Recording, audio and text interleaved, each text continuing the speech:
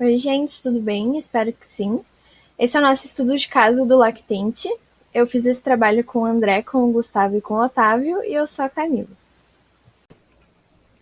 Começando então falando do caso e da anamnese, sobre os dados da mãe, ela tem 33 anos, essa foi a primeira gravidez dela, saudável, com acompanhamento desde o pré-natal, e não apresenta qualquer histórico de doença prévia.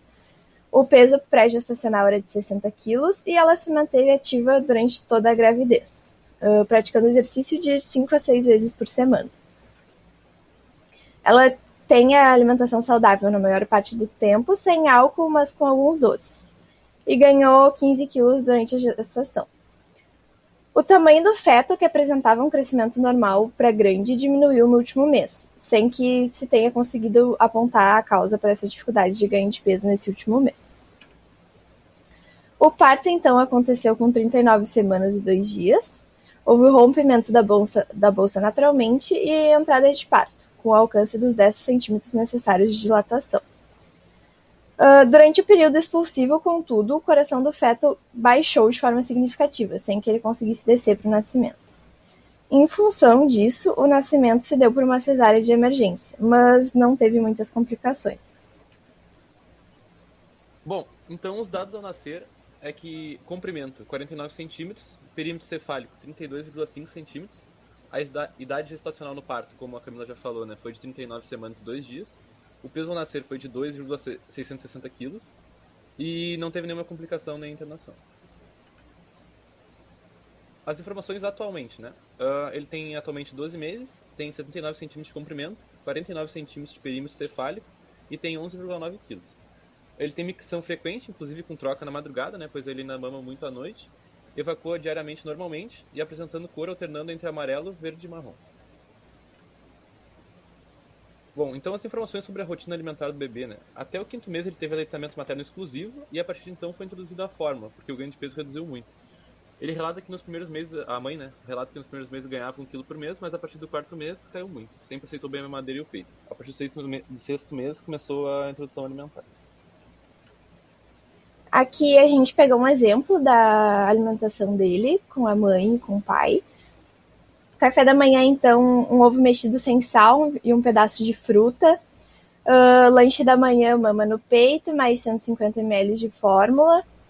Depois, no almoço, os pais relataram que sempre come uma porção de carne, um carboidrato, vegetais variados, além de uma leguminosa, né? E a comida é sempre preparada em casa, com raras exceções.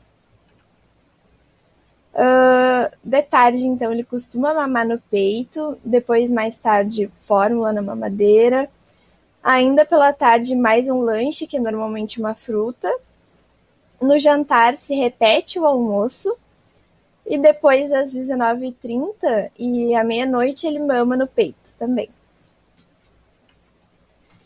A fórmula atual utilizada, né, pela família, ofertada para o bebê, é a NAN sem lactose, porque ele sentia muitos desconfortos abdominais no início, então, utilizando outras fórmulas, né? Então, essa foi a mais aceita pelo bebê.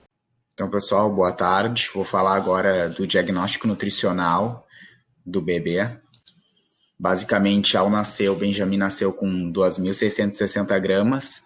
A gente nota que esse peso é insuficiente, porque as recomendações colocam como 3 quilogramas o limite, assim, digamos, de peso, e ele nasceu abaixo disso.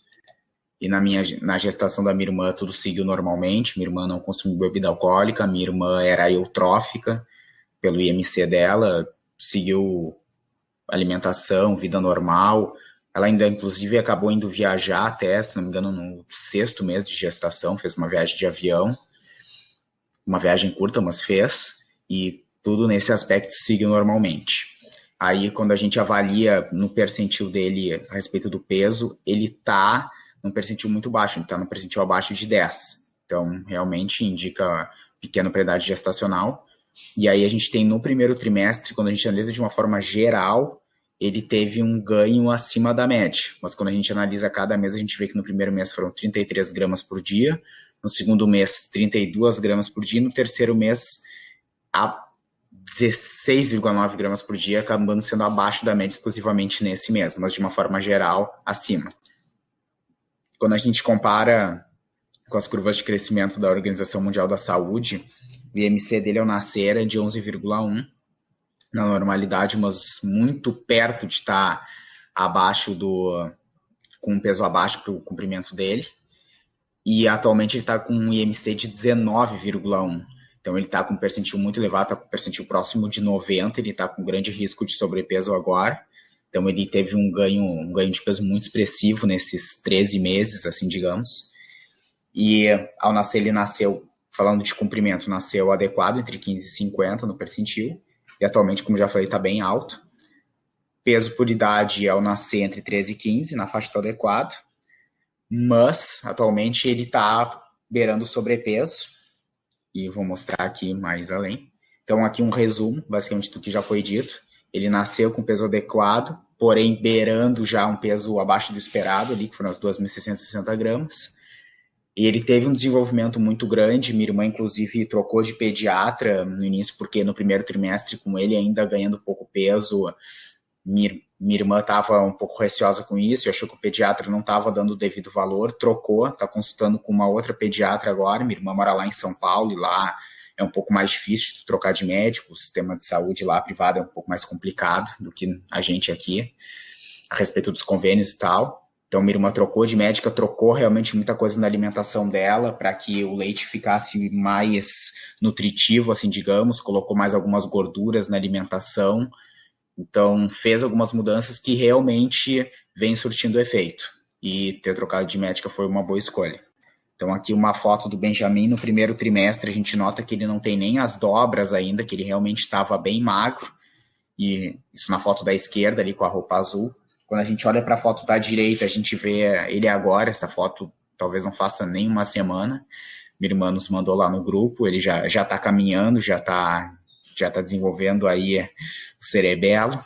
A gente nota que ele já realmente já bem mais gordinho, já com um peso muito maior. E a tendência, porém, é ele sair desse percentil muito elevado, porque agora ele está realmente caminhando, está gastando mais energia, está conhecendo alguns amigos e amiguinhas pequenas, então tem já saído correndo pela casa, aquela coisa toda. Então a tendência é ele realmente gastar mais energia e perder até um pouco desse peso e seguir crescendo, obviamente. Bom, então as necessidades nutricionais são de 1.100 calorias por dia, 19 gramas de proteínas por dia, e os micronutrientes a gente deixou conforme as DRIs, né? A gente trouxe no trabalho escrito, mas a gente não quis se alongar muito aqui na nossa apresentação para não passar dos 10 minutos. Bom, as formas indicadas são a caseira, né, com leite de vaca em 2/3, 1/3 de água, 5% de aveia e 5% de açúcar. E a industrializada que a gente indicou foi a fórmula infantil do NAN sem lactose. Bom, para a gente fazer o custo da fórmula caseira, basicamente a gente pegou o quilo dos alimentos, dividiu pela quantidade que a gente ia usar, e basicamente ali por fórmula ia dar mais ou menos uns 30 centavos, né? Então a gente fez o cálculo baseado em 400 gramas, que custaria mais ou menos R$12, né? Enquanto a forma industrializada custaria mais ou menos R$46 as 400 gramas, né? Então a forma caseira ali é mais ou menos 1/4 do preço da forma industrializada. Bom, caso a criança pare de receber o leite materno, a gente sugere que ela continue com o NAN sem lactose pela aceitação, né? Só que a gente teve, talvez, tirar a fórmula, né? Porque a gente fez as curvas e ela já está em risco de sobrepeso, né? E ele está se alimentando muito bem e também está recebendo leite materno ainda. Então a gente acha que ele só precisa continuar com a fórmula caso ele pare de receber o leite materno. Então, como sugestão de cardápio, a gente trouxe aqui, combinando leite mais alimentação complementar. No café da manhã, oferecer um pão, tanto caseiro como processado, e mais o leite materno. No lanche da manhã, uma fruta, aqui a gente escolheu a maçã mais o leite materno. No almoço, arroz, feijão, cenoura cozida, espinafre, carne de frango e fatias de laranja. No almoço e na janta, né, só relembrando, o prato deve conter um alimento do grupo de cereais, um alimento do grupo de leguminosas, um ou mais alimentos do grupo de legumes e verduras, um alimento do grupo de carnes e ovos, e também pode ser dado uma opção de fruta. E as quantidades totais de referência, né, devem ser de 5 a 6 colheres de sopa nessa idade, mas também deve seguir deve seguir só uma base, porque deve se respeitar as características individuais da criança e os seus sinais de saciedade. De lanche da tarde também outra fruta com leite materno, que a gente escolheu a banana. De janta, repetiu o almoço e antes de dormir o leite materno. Como orientações, a gente trouxe que as refeições devem ser similares às consumidas por toda a família. Os alimentos devem ser, no máximo, cortados para ajudar a induzir o desenvolvimento da mastigação pelo bebê. Deve-se estimular a criança a tomar iniciativa na seleção dos alimentos e deixar que ela pegue e leve os alimentos à boca para ajudar na motricidade e na aceitação dos alimentos. O ideal também é permitir que a criança defina o quanto que ela quer comer e não continuar insistindo caso a criança já esteja saciada. As refeições devem ser realizadas à mesa ou em uma cadeira própria para a criança, junto com a família, em um ambiente calmo e agradável, sem distrações de aparelhos eletrônicos. E se a criança recusar o consumo de muitos alimentos, oferecer os alimentos em diferentes preparações. Muito obrigado.